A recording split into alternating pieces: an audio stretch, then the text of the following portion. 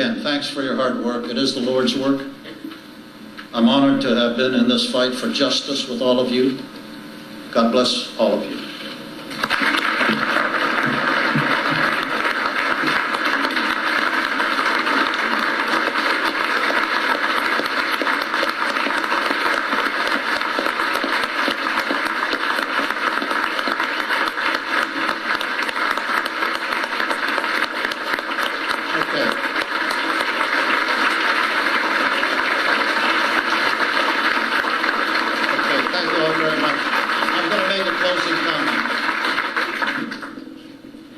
Short closing comment here. I wanted to get my thank yous out early.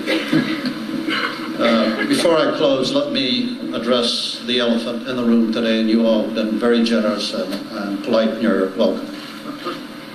After Wednesday's release of an interim Inspector General report, we now know that VA has a systemic, totally unacceptable lack of integrity within some of our veterans' health facilities. That breach of trust involved the tracking of patient wait times for appointments. Our initial findings of our ongoing internal review of other large VA healthcare facilities also show that to be true. That breach of integrity is irresponsible, it is indefensible, and unacceptable to me. I said when this situation began weeks to months ago that I thought the problem was limited and isolated because I believe that. I no longer believe it. It is systemic. I was too trusting of some, and I accepted as accurate reports that I now know to have been misleading with regard to patient wait times. I can't explain the lack of integrity among some of the leaders of our healthcare facilities. This is something I rarely encountered during 38 years in uniform. And so I will not defend it because it is indefensible. But I can take responsibility for it, and I do. So given the facts I now know, I apologize as the senior leader of the Department of Veterans Affairs.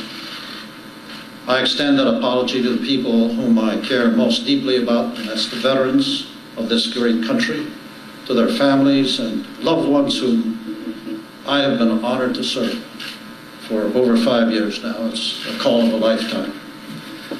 I also offer that apology to members of Congress who have supported me, to veteran service organizations who have been my partners for 5 years, and to the American people. All of them deserve better from their VA. But I also know this, that leadership and integrity problems can and must be fixed, and now.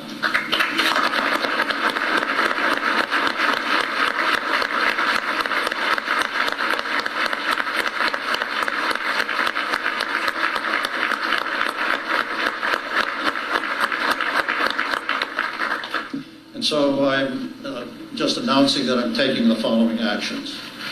I've initiated the process for the removal of the senior leaders at the Phoenix VA Medical Center.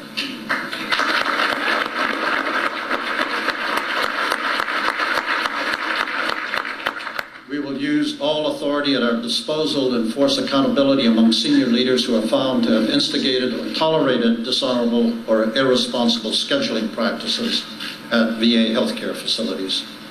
I've also directed that no VHA senior executive will receive any type of performance award for 2014 this year.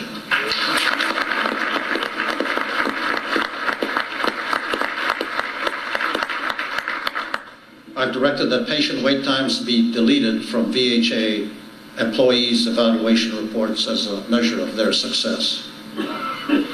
We are contacting each of the 1,700 veterans in Phoenix waiting for appointments to bring them the care they need and deserve. And we will continue to accelerate access to care for veterans nationwide who need it, utilizing care both in and outside of VA.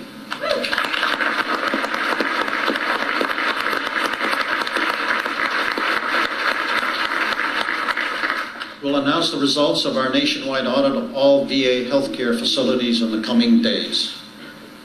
I now ask Congress to support Senator Bernie Sanders' proposed bill giving VA's secretary greater authority to remove senior leaders.